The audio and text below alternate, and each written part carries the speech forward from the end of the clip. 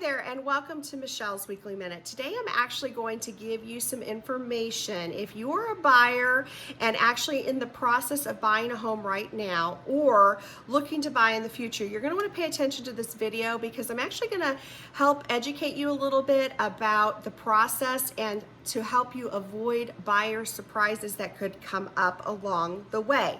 Now, it's extremely important that the realtor that you're using understands how to fill out the purchase agreement. This purchase agreement is a legal document, and what that means is there are timelines and deadlines within this document that need to be followed through, and if they are not followed through, there needs to be extensions put in writing. Now, one of the things that comes up in the purchase agreement that you will have to address with your agent when you are writing the offer is inspection deadlines and timelines. So you're going to want to make sure that if your realtor is putting down 10 days to do an inspection on that property and give an inspection response to the seller, you better make sure that you can actually get it all done within 10 days, because that agent needs to then, if it cannot be done, that agent needs to send an extension in writing to the seller's agent and get a signature asking for extension of time to respond and do the inspection. This is so important, and let me tell you why. Because if by chance something comes up in your inspection report and it's a major item, if you are outside your timelines and deadlines and that your agent put in and the proper procedures were not followed for an extension, the seller could actually come back and say, no, I'm not going to do that repair for you. And by the way, it is not a reason to cancel the contract. You're in default if you do not follow through with the purchase because of this particular repair.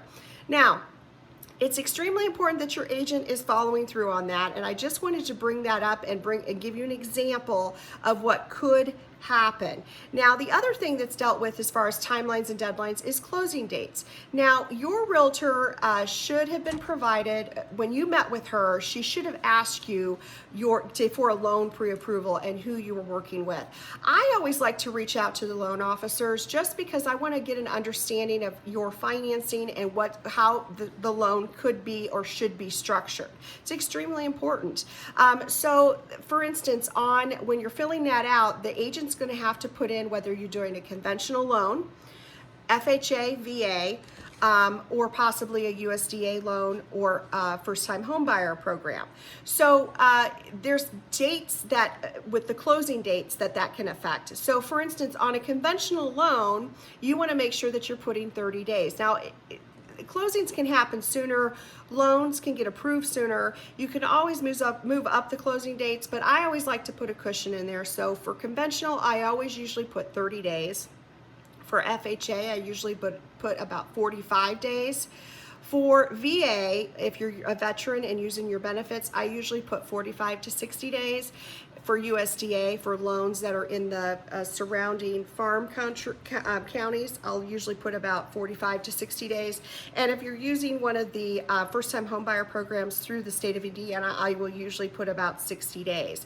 Now, like I said, those dates can be moved up for closing, but it's always nice to have that cushion there. The other thing that needs to be addressed under your financing portion is closing costs.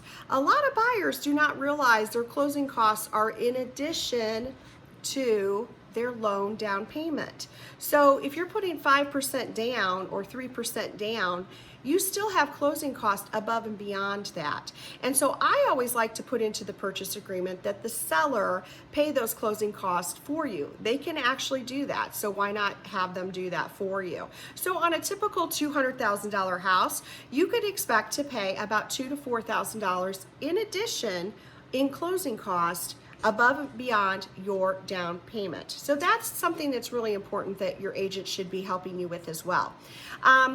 Lastly, you don't want to, I just want to talk to you really quick. I didn't mention this earlier, but on inspections, when you're picking your inspector, you don't want to cheap out on an inspector. It's really, really important to pick a good one because this is your house that you're going to be living in, and you want to make sure that the inspector is catching anything that could possibly potentially be a problem and flagging that on the report for you. Now, Lastly, I want to talk about a walkthrough prior to closing. It's extremely important that your agent is actually getting this scheduled prior to closing, and that they are also following through for you and getting copies of all the repairs that were done and receipts and getting those to you prior to closing. Now, walkthroughs are extremely important, and let me tell you why.